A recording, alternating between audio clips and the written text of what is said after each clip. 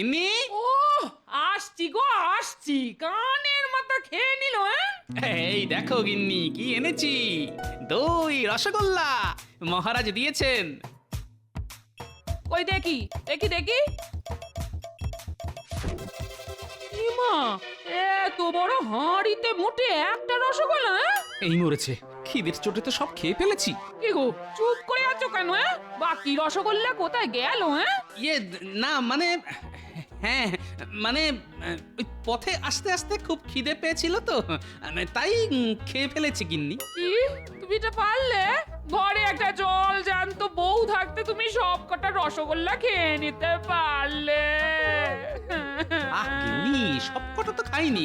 দেখো দেখো, এখনো একটা রসগোল্লা তোমার জন্য আছে গিন্নি। ওটাও আমার জন্য রাখার কি দরকার ছিল শুনি? তুমি নিজেই তো খেয়ে নিতে পারতে। এই দেখো রাগ করছো কেন? আমার আমার মান তো শোনা, রাগ করে না। গিন্নি, আমি তোমাকে ভোলার দোকানের রসগোল্লা কিনে খাওয়াবো। হ্যাঁ রাগ করেন না, শোনাবো না। ও গিন্নি, কি গো? ভাল লাগে না, যাও। এই ছাড়ো। ও, ও।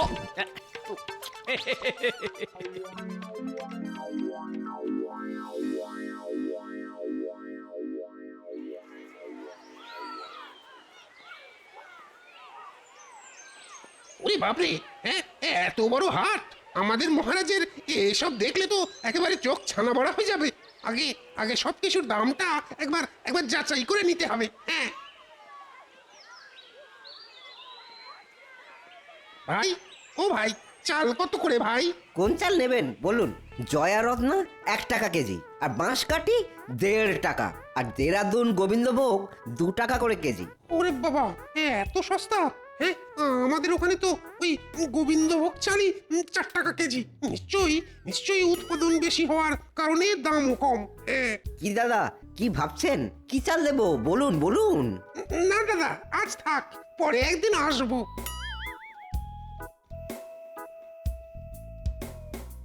রুই কাতলা শিঙ্গি সব কম দামে 1 টাকা কেজি মাত্র। নিয়ে যান নিয়ে যান নিয়ে যান। ওরে বাবা, মাছও দেখছি জলের দরে বিক্রি হচ্ছে।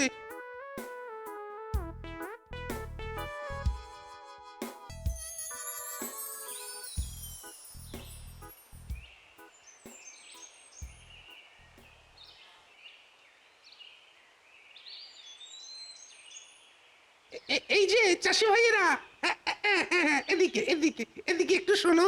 কি আমাদের ডাকছেন? হ্যাঁ তোমাদেরই, এদিকে একটু শোনো না একটু।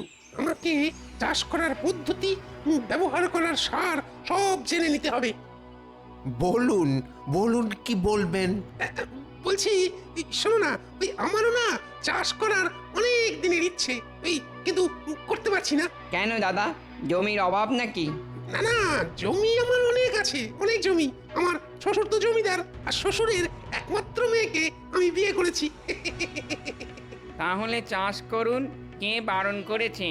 ওখানেই তো মুশকিল ভাই, কি চাষ করব, কখন চাষ করব, সেটাই ঠিক মতো বুঝি না। তোমরা যদি একটু আমাকে বুঝিয়ে বলতে তাহলে খুব ভালো হতো। হা হা হা হা হা। এই ব্যাপার, চাষ খুব একটা কঠিন ব্যাপার না, তবে পরিচর্যাটাই আসল ব্যাপার। আমরা তো মোটামুটি 3 রকম ধান ফলাই, আউশ, আমন আর বোরো। আর শীতকালে রবি শস্য, গাজর, ফুলকপি, শাকসবজিও চাষ করি। বাহ বাহ, তোমরা কত কিছু জানো। এটাই তো আমাদের পেশা, আর আমরা জানবো না? আচ্ছা আচ্ছা, কিভাবে চাষ করো আর কি সার দাও? ধান চাষের ক্ষেত্রে প্রথমে তো বীজ ধান বুনতে হয়, তারপর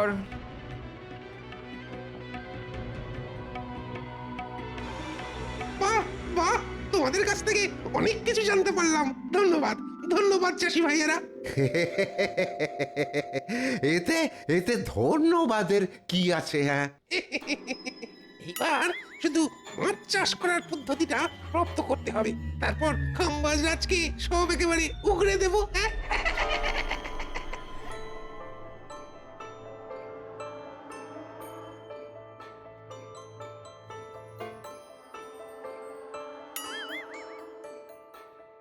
এই টিকো ব্যাটা কি রে, মাঝে মাঝেই রাস্তায় দেখি। যে হোক বাবা, আমায় এখন বাজার নিয়ে বাড়ি ফিরতে হবে, নইলে আবার গিন্নি অশান্তি শুরু করে দেবে।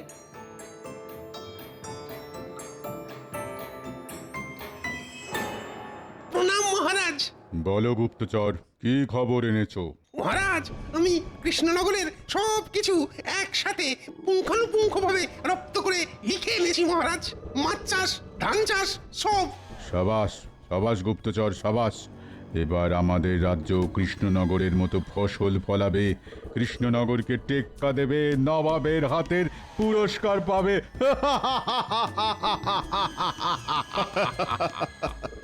মহারাজ, চাষি ভাইদের সাথে আমি বেশ ভালো মতন বন্ধুত্ব করেছি। এরপর ওদের কাছ থেকে শীতকালের রবি শস্য চাষের পদ্ধতিও জেনে ফেলবো মহারাজ। সাবাস গুপ্তচর, তুমি এই টুলির মতো একেবারে কৃষ্ণনগরে সেঁটে যাও। যখন যা তথ্য পাবে তৎক্ষণাৎ আমাকে জানাবে। অবশ্যই মহারাজ, অবশ্যই, নিশ্চয়ই জানাবো। আচ্ছা ঠিক আছে, এখন এসো। আমার বকশিসটা মহারাজ। মন্ত্রী, গুপ্তচরকে 100 মোহর বকশিস দিয়ে দাও। যথাজ্ঞা মহারাজ।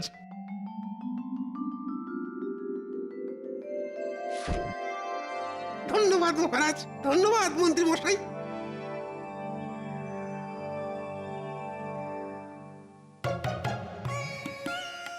আমাদের নবাব বাহাদুরের কাছে ত্রৈমাসিক খাজনা জমা পড়েছে। প্রতিবারের মতো এবারেও কয়েকটি রাজ্য খুব তাড়াতাড়ি যথেষ্ট খাজনা দিয়েছে, কিন্তু কয়েকটি রাজ্য সেই দিক থেকে পিছিয়ে আছে। তাই নবাব বাহাদুর এগিয়ে থাকা প্রথম রাজ্য দুটিকে পুরস্কৃত করবেন। এবার সব থেকে বেশি খাজনা জমা করেছে এ কি খাম্বাজ রাজ্য? হ্যাঁ জাহাপানা, খাম্বাজ রাজ্য এবার সব থেকে বেশি খাজনা জমা দিয়েছে। সাবাস খাম্বাজ রাজ, আমি তোমার উপরে বেশ খুশি। প্রথম পুরস্কার হিসেবে 1000 মোহর তুলে দিচ্ছি খাম্বাজ রাজের হাতে।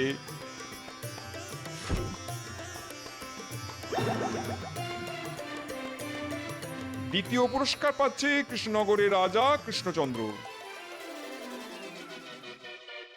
ছি ছি কৃষ্ণচন্দ্র, আমি তোমার কাছে এটা আশা করিনি। তুমি বরাবর সব থেকে বেশি খাজনা দাও, এবার কি করে খাম্বাজ রাজ্য তোমার রাজ্যের থেকে বেশি শস্য উৎপাদন করলো? হ্যাঁ, সেটা তো আমিও বুঝতে পারছি না।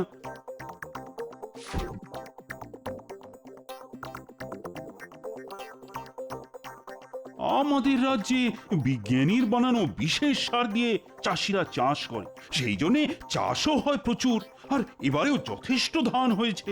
তোমার দিন শেষ কৃষ্ণচন্দ্র। এবার থেকে আমার রাজ্যে সব থেকে বেশি চাষ হবে। সারা রাজ্য জুড়ে চাষ করব। তোমারই বিজ্ঞানীর বানানো পদ্ধতিতে সার ব্যবহার করব, তুমি টেরও পাবে না।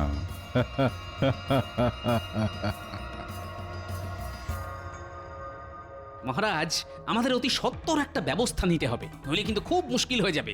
আচ্ছা গোপাল, খাম্বাজ রাজের একটা কথা খেয়াল করলে? কোন কথা মহারাজ? ওই যে আমাদেরই বিজ্ঞানীর বানানো পদ্ধতিতে সার বানাবে, আর আমাদের থেকেও বেশি চাষ করবে, কিন্তু খাম্বাজ রাজ সেটা জানবে কি করে? গুপ্তচর মারফত জানতে পারে। ঠিক ঠিক বলেছ গোপাল। বিজ্ঞানী কখনো সার প্রস্তুতির কথা কাউকে বলে দেবে না, ওরা নিশ্চয়ই কোনো চাষির কাছ থেকে জেনেছে। এবার কোন চাষি কাকে কি বলেছে এত বড় রাজ্যে সেটা বোঝাও মুশকিল। গোপাল, তুমি এক কাজ করো, কোনো সন্দেহভাজন কাউকে দেখলেই তাকে যাচাই করো। যথা আজ্ঞা মহারাজ।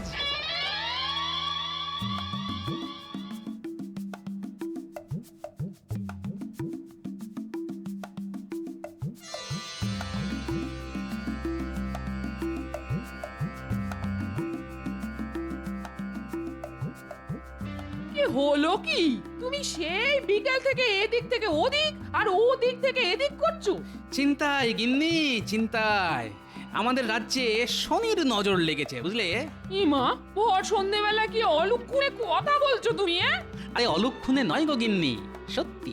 আমাদের চাষিরা এত কষ্ট করে চাষ করে, তার ফলস্বরূপ আমরা প্রতি 3 মাস অন্তর ভালো মতন খাজনা নবাবকে দিতে পারি। কিন্তু এখন দেখছি খাম্বাজ রাজ্য জিতে যাচ্ছে। যে খাম্বাজ রাজ্যের নাম সবার নিচে থাকতো সে হচ্ছে প্রথম। উমা গো, এ কি সর্বনেশে কাণ্ড! হ্যাঁ, সর্বনাশ বলে সর্বনাশ। উনি আবার প্রকাশ্যে একরকম হুমকি দিয়েছে, ওরা আমাদের রাজ্যের উপায়ে সার বানিয়ে চাষ করবে, কিন্তু আমরা বুঝতেও পারবো না। ওমা, কি গো, তার মানে নিশ্চয়ই গোপনে গোপনে গুপ্তচর এসেছে আমাদের রাজ্যে, হ্যাঁ? কিন্তু কে সেই গুপ্তচর সেটাই জানতে হবে। হলেও হতে পারে, ওই লোকটা হলেও হতে পারে। কোন লোকটা? হ্যাঁ? পরে বলবো গিন্নি, পরে বলবো। এখন দুটো খেতে দাও দেখি, খুব খিদে পেয়েছে।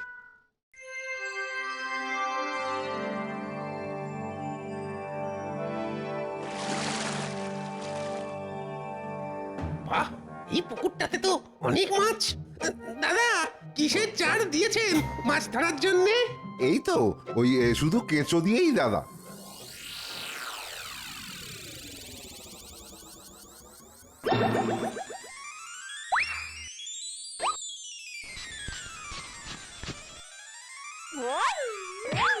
আরে মদন, তুই কবে এলি? হ্যাঁ, বুকে আয় ভাই, বুকে আয়। মদন? কে মদন? তুই আবার কে? মনে নেই? আমি আর তুই ছোটবেলায় কুম্ভ মেলায় গেছিলাম, তুই হারিয়ে গেছিলি, কান্নাকাটি করছিলি। কি যাতা বলছেন আপনি? আমি মদন টদন নই। সে কি করে হয়? এক মুখ, এক চোখ।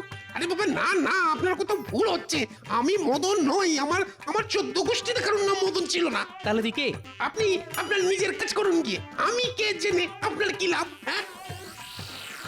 হ্যাঁ, বেটা খুব চালাক, নিজের পরিচয় দেবে না। বেটা টাক গরম করে তবেই ছাড়বে। সবাইকে বলতে হবে একই রকম ভাবে টাক গরম করতে, তবে যদি নিজের পরিচয়টা দেয়।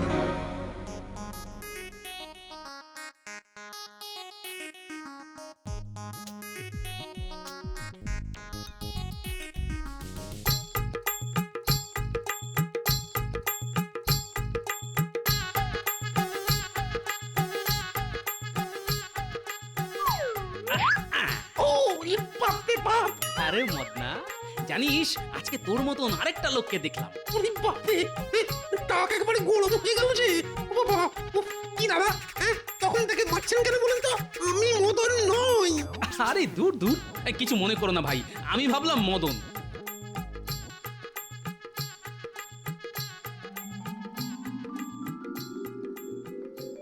ও পুটির বাবা, এদিকে শোনো। কি বলো?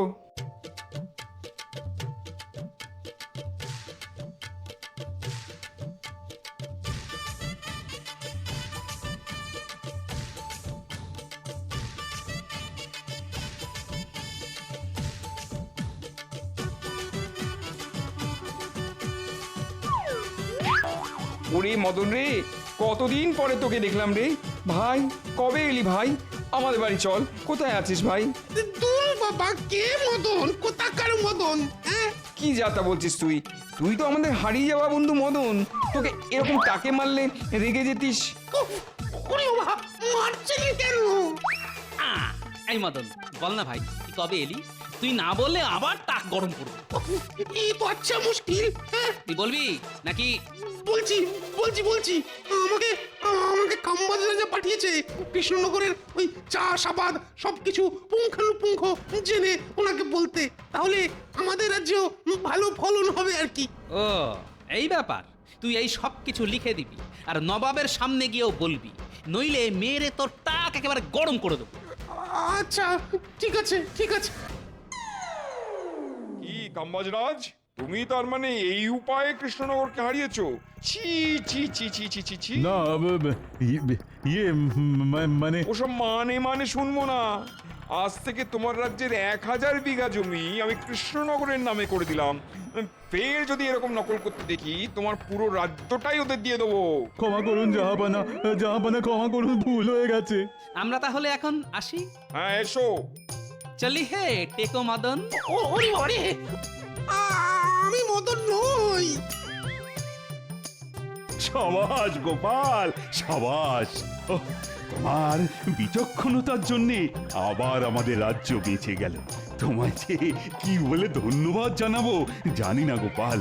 ধন্যবাদ জানাতে হবে না মহারাজ, শুধু 2 হাঁড়ি রসগোল্লা পেলেই হবে। 1 হাঁড়ি আমি খাবো আর 1 হাঁড়ি আমার গিন্নি। আমাদের নবাব বাহাদুরের কাছে ত্রৈমাসিক খাজনা জমা পড়েছে। কয়েকটি রাজ্য খুব তাড়াতাড়ি যথেষ্ট খাজনা দিয়েছে, কিন্তু কয়েকটি রাজ্য সেই দিক থেকে পিছিয়ে আছে। তাই নবাব বাহাদুর এগিয়ে থাকা রাজ্যকে পুরস্কৃত করবেন। সবার প্রথমে আমি ডেকে নেব কৃষ্ণনগরের রাজা কৃষ্ণচন্দ্রকে। বরাবরের মতো এবারও কৃষ্ণনগর থেকে আসা খাজনা আমার দরবারে অনেক আগে পৌঁছেছে এবং আমি তাতে ভীষণ খুশি। নবাব বাহাদুর উপহার স্বরূপ কৃষ্ণচন্দ্রকে তুলে দিচ্ছেন 1000 মোহর। সাবাস কৃষ্ণচন্দ্র, তোমার রাজ্যে এত ভালো ফলন, এত ভালো মৎস্য চাষ, উন্নয়নে আমি খুশি। এই নাও তোমার পুরস্কার। ধন্যবাদ, ধন্যবাদ জাহাপানা, ধন্যবাদ। মহারাজ, আপনার সম্মান মানে আমাদের রাজ্যের সম্মান। আজ আমাদের চাষি ভাই জেলে ভাইয়ের পরিশ্রমের ফসল আমরা পাচ্ছি। ঠিক বলেছ গোপাল, আর এর জন্যে সব থেকে বড় ভূমিকা কিন্তু আমাদের বিজ্ঞানীর। ঠিক বলেছেন মহারাজ, বিজ্ঞানীর যুগান্তকারী আবিষ্কৃত সার এবং মাছেদের খাবারে আজ এই সম্মান। এরপর ডেকে নেব বর্ধমানের রাজাকে। তোমরাও বেশ যথেষ্ট খাজনা দিয়েছো, তাই তোমরা পাবে 500 মোহর উপহার।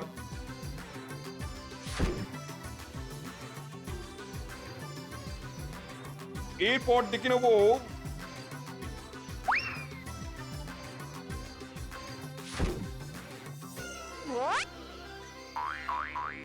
সব শেষে আসবে খাম্বাজ রাজ। খাম্বাজ রাজ্য থেকে এবার প্রাপ্ত খাজনার পরিমাণ খুবই নগণ্য, তাই শর্তানুযায়ী আমি খাম্বাজ রাজ্যের থেকে 500 বিঘা জমি শাস্তি স্বরূপ কেড়ে নিলাম। হ্যাঁ, এ কি করছেন জাহাপানা? এরকম ভাবে আমার রাজ্যকে সকলের সামনে অপমানিত করবেন না। চুপ করো, শর্ত যা ছিল তাই করেছি। সারা বছরে তোমার রাজ্যে মাত্র 5 মণ ধান হয়েছে। ছি ছি ছি ছি ছি ছি ছি ছি ছি। এই তুমি খাম্বাজ রাজ্যের রাজা, ফের যদি তোমার রাজ্যে এত কম উৎপাদন দেখি তো পুরো রাজ্যটাই কেড়ে নেবো। ঠিক আছে, আজকের মতো এখানেই পুরস্কার বিতরণের পালা শেষ হলো। আপনারা সবাই আসুন।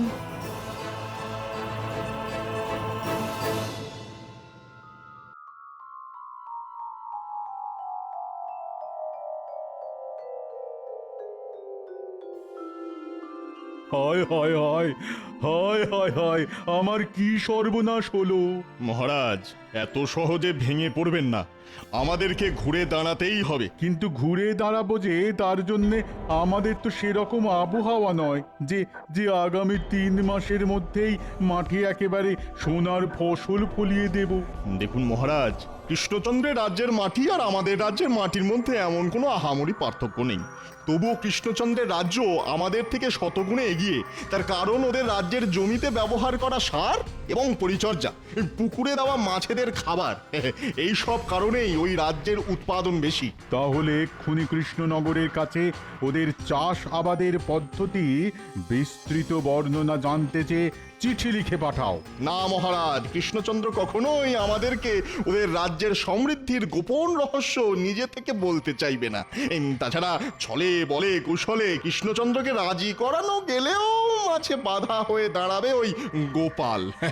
তাই জন্য অন্য কোনো উপায়ে সব জানতে হবে।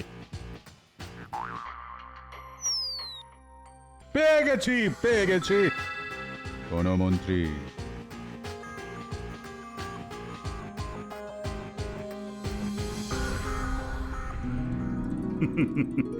আমাদের রাজ্যে এখন বেশ খুশির সময়। যেদিকেই তাকাচ্ছি সেদিকেই সবুজ, ক্ষেত ভরা ধান, পুকুরে কিচকিচ করছে মাছ। তারপর গতকাল বাংলার নবাবের কাছ থেকে সব থেকে বেশি খাজনা দেওয়ার জন্যে পুরস্কারও পেয়েছি। সবই মহারাজ আপনার আশীর্বাদে। আপনার মতন প্রজাবৎসল রাজা না থাকলে আমাদের রাজ্যে এরকম উন্নতিই হতো না। গোপাল, তুমি তোমার তেল দেওয়াটা বন্ধ করো। হাটে তেলের দাম কিন্তু এখনো কমেনি।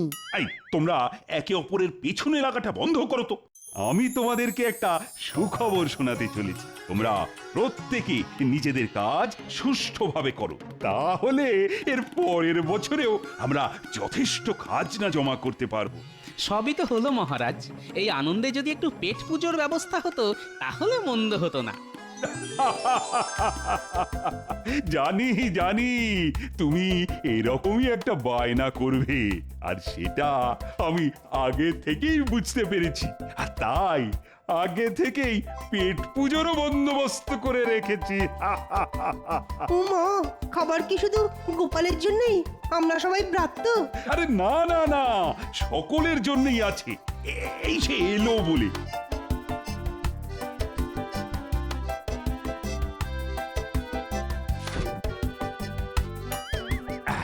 তোমাদের সকলের জন্য এক হাঁড়ি করে দই আর এক হাঁড়ি করে রসগোল্লার ব্যবস্থা করেছি, তাও আবার ভোলা ময়রার দোকানের।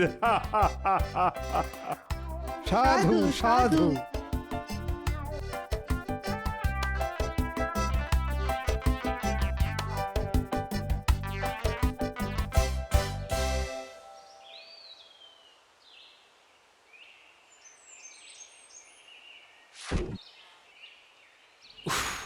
বাবা কি গরম! রসগোল্লা খাওয়ার জন্য মনটা কেমন আনচান আনচান করছে। এখনই কটা রসগোল্লা পেটে পুরে দিই।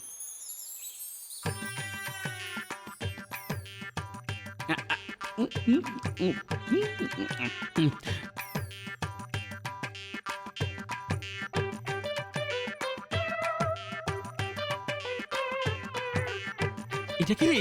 এর আগে তো আমাদের রাজ্যে কোনোদিন দেখিনি। কি জানি বাবা, কারো আত্মীয় হবে হয়তো। না, অনেক বেলা হলো, এবার বাড়ি ফিরি, নইলে আবার গিন্নি রাগারাগি শুরু করে দেবে।